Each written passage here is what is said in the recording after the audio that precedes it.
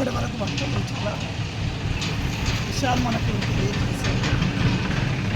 May Day అనేది కార్మికులు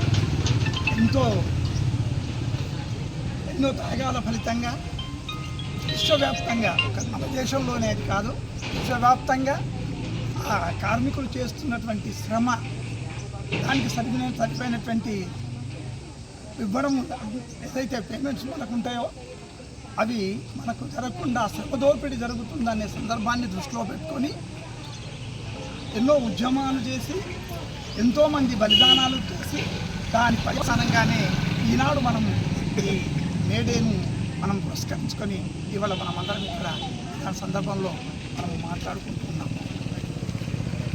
ఏ దేశమైనా కర్షకులు, తర్వాత కార్మికులు ప్రధానమైనటువంటి వెన్నుముక లాంటి వారు.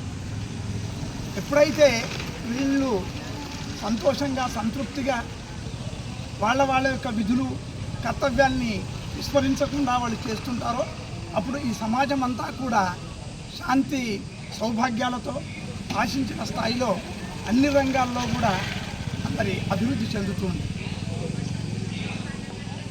కార్మికులు వాళ్ళ అప్పటి వరకు ఉన్నటువంటి పరిస్థితుల్లో ఎవరో దయాదాక్షిణ్యాల మీద వాళ్ళు ఇచ్చేటువంటి వాటి కోసం కాకుండా మనకు హక్కులు కూడా కల్పించాలి, మనకు అది రైట్.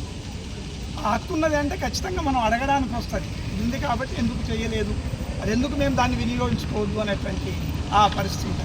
ఆ హక్కులు సాధించుకొని వాటిని మరి మనము ఈనాడు ఇదివరకు ఉన్నట్టుగా కాకుండా అన్ని దినాలు కానీ, పని గంటలు కానీ మనం ఏం చేస్తున్నామో వాటికి మనం అదే దృక్పథంలో మనము వాటి నుంచి మన తీసుకోవడం జరుగుతుంది. ఇక్కడ హక్కులతో సహా ఇంకొక పదం కూడా మనం దాన్ని విస్మరించవద్దు, అది బాధ్యతలు. బాధ్యతలు కూడా ఉన్నాయి. ఈ రెండు ఒకదాంతో ఒకటి ఇంటర్లింక్ అయి ఉంటాయి, అనుబంధంగా ఉంటాయి.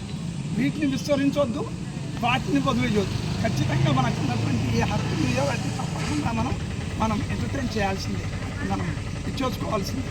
కాకపోతే ఏంటి, బాధ్యతలు కూడా మనం మీకేం కాదు, ఇప్పుడు చెప్పినట్టుగా అందరం సమిష్టిగా చేస్తున్నప్పుడు ఏం చేసినా అందరం కలిసికట్టుగా సమిష్టిగా మనం కలిసి చేస్తే తప్పకుండా ఏ సమస్య లేకుండా శాంతియుతంగా మనం మన సమస్యలన్నీ కూడా పరిష్కరించుకోవచ్చు.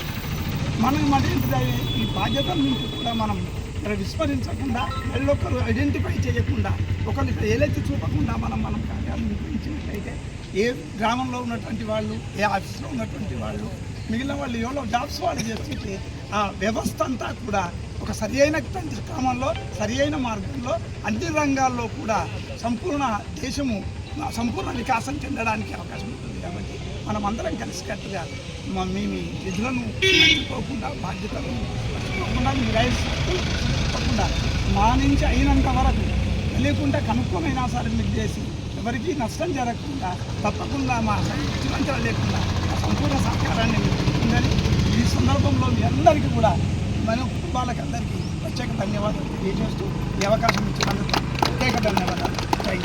జిందాబాద్ సిఐటియు, జిందాబాద్ సిఐటియు, వర్ధిల్లాలి కార్మికుల ఐక్యత, వర్ధిల్లాలి కార్మికుల ఐక్యత.